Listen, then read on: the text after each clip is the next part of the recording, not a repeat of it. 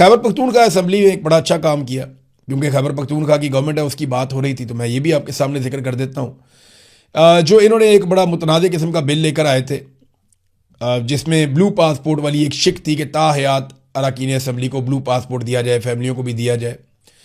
तो वो जो तरामीम है मुतफ़क्का तौर पर मंजूर कर दी गई हैं, लेकिन अच्छी बात यह है कि मुराद और इस्तेहकाक एक्ट 2026 की तरामीम में से ब्लू पासपोर्ट वाली जो शिक है, जो मुतनाज़ है, जिसको पाकिस्तान तहरीक इंसाफ ने बड़ा ज़ोर लगा के मुखालफत की थी, उसको निकाल दिया गया।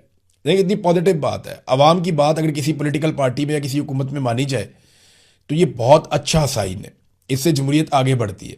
तो PMLN को देखें, परवाह नहीं होती, जो मर्जी कर लेते हैं। जरदारी साहब को कोई परवाह नहीं, उन्होंने सिंध का पानी दे दिया, चोलिस्तान में ले जाओ, नहरें निकाल के आप वहाँ पे जाके इस्तेमाल कर लो, किसी से पूछा ही नहीं।